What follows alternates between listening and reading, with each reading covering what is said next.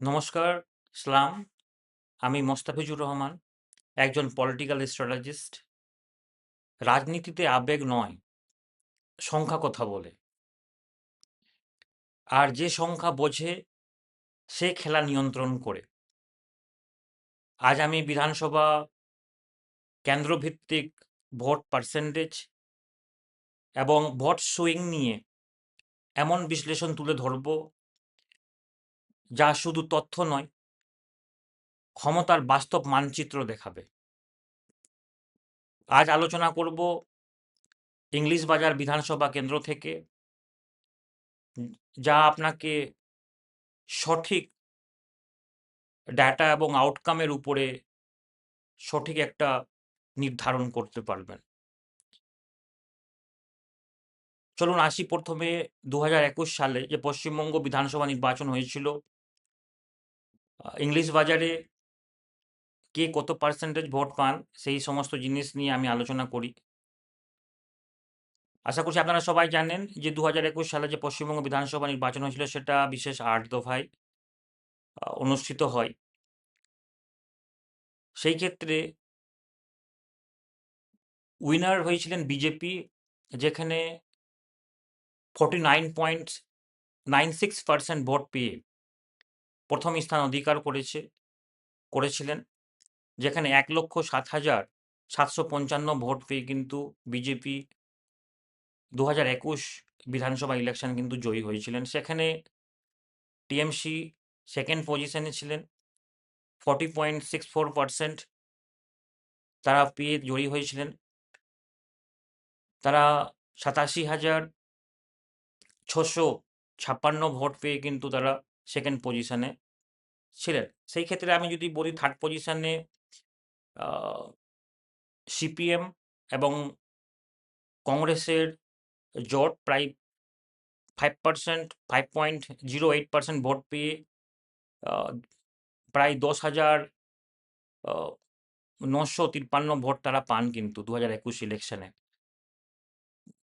এখানে winning margin যদি বলি 20,000 ভোট, 20,099টি ভোট ছিলেন, প্রায় 9.88% নিয়ে তারা কিন্তু বিজেপি সেখানে কিন্তু টিএমসি থেকে এগিয়েছিলেন। প্রায় 20,000 ভোট প্লাস নিয়ে তিনি কিন্তু তারা কিন্তু ভোটে জয়ী, বিধানসভা ইলেকশন জয়ী হয়েছিলেন। সেই ক্ষেত্রে আমি যদি বলি ভোট সুইং হিসাবে, এখানে যে 2021-এ বিজেপি জয়ী হয়েছিলেন তার বিশেষ কারণও ছিল। সেটা কিন্তু আপনি বুঝতে পারবেন 2016 ইলেকশনসের সুইং ফ্যাক্টর থেকে। আমি কেন এগুলো বলছি, অ্যানালিসিস খুবই ইম্পর্ট্যান্ট। যারা ইলেকশন ফাইট করে তারা যদি বাস্তব চিত্র যদি না দেখে, তারা কিন্তু অন্ধকারে তীর চালাবে। সুতরাং আমি 2021-এর কথা কেন বললাম, কারণ 2016-র মানচিত্র দেখে আমি কিন্তু আপনাকে বলবো কিভাবে বিজেপির দিকে ভোট সুইং হয়, এবং তারপরে আমি 2026-এ 2021-কে সামনে রেখে কিন্তু আমি বলবো। ওকে, আসুন আমরা যদি বলি যে 2016-তে ইন্ডিপেন্ডেন্ট ক্যান্ডিডেট ছিলেন, যেখানে 52.80% ভোট পেয়ে, হিউজ ভোট পেয়ে তিনি কিন্তু জয়ী হয়েছিলেন। সেখানে সেই ইন্ডিপেন্ডেন্ট ক্যান্ডিডেট কংগ্রেস এবং সিপিএম সমর্থিত ছিল কিন্তু। আশা করছি এই জিনিসটা জানেন। 16-র এটা কিন্তু আমি অনেকজন ভুলে গিয়ে হবেন, কিন্তু আমি যদি বলে দিই ইন্ডিপেন্ডেন্ট ক্যান্ডিডেট 52.80% পেয়েছিলেন, কিন্তু সিপিএম এবং কংগ্রেস জোট তাদেরকে সমর্থিত ছিল। এবং 2016-তে টিএমসি ভোট পার্সেন্টেজ পেয়েছিল 33.30% ভোট পেয়ে কিন্তু তারা এগিয়েছিলেন, তারা সেকেন্ড পজিশনে ছিলেন। এবং বিজেপি ক্ষেত্রে যদি বলি, বিজেপি সেখানে 11.40% কিন্তু তারা কিন্তু ভোট পান।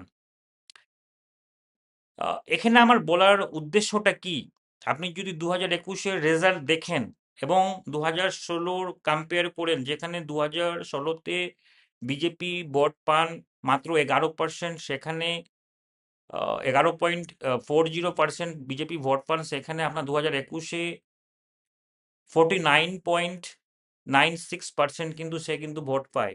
এর বিশেষ কারণ, সেই সময় কিন্তু 2021-এ কোনো নির্দল প্রার্থী ছিল না এবং সেখান থেকে কিন্তু সিপিএম কংগ্রেসের জোট আলাদা হয়ে ফ্যাক্টর কাজ করছিলেন। যেখানে আমি যদি বলি 38.56% ভোট সুইং কিন্তু বিজেপির দিকে হয়েছিল। এটা কিন্তু ইম্পর্টেন্ট, এই জিনিসটা কিন্তু মনে রাখবেন। 2021-এ জেতার বিশেষ কারণ, সেই সময় ইন্ডিপেন্ডেন্ট ক্যান্ডিডেট এবং সিপিএম এবং কংগ্রেস যে নির্দল প্রার্থীকে সাপোর্ট করেছিলেন, সেই ক্ষেত্রে সেই ভোট পুরোপুরি সুইং 38.56%, তারা ভোটটা কিন্তু বিজেপির দিকে যাওয়াতে সেখানে কিন্তু হিউজ মার্জিন, আমি যদি বলি 9.88% মার্জিন রেখে কিন্তু তারা কিন্তু 21-এ বিজেপি জয়ী হন। সেই ক্ষেত্রে আমি যদি বলি 2024 লোকসভা ইলেকশনে 2024 লোকসভা ইলেকশনে লিড, আমি ইংলিশ বাজারের ক্ষেত্রে বলি, সেগমেন্টে বিজেপি লিড ধরে রেখেছেন, বেশ ভালো লিড ধরে রেখেছিলেন ইংলিশ বাজারে।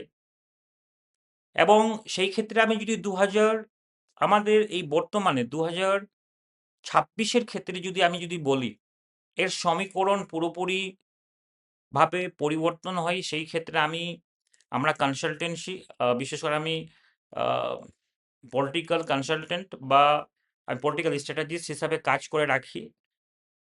কাজ করি আমরা। আমাদের ফার্মে আমাদের অনেক গ্রাউন্ড লেভেল ওয়ার্ক কাজ চলে। সেই ক্ষেত্রে আমি একটুই কথা বলবো, মনে রাখবেন ভোট সুইং কখনোই হঠাৎ হয় না, এটা তৈরি হয় পরিকল্পনা এবং ন্যারেটিভের মাধ্যমে। যে ন্যারেটিভ নিয়ন্ত্রণ করে সেই ফলাফল লিখে যায়, সেই কিন্তু আলটিমেট উইনার হন। তাই আগামী নির্বাচনে যদি আপনি সঠিক স্ট্র্যাটেজি ও সায়েন্টিফিক অ্যাপ্রোচ নিয়ে এগাতে চান, তাহলে এখনই ডিএম বা ডাইরেক্ট মেসেজ করতে পারেন। ওকে, আজকে এতটুকুই। নেক্সট আবার অন্য বিধানসভা নিয়ে আমরা এই বিশ্লেষণ করব। ওকে, নমস্কার।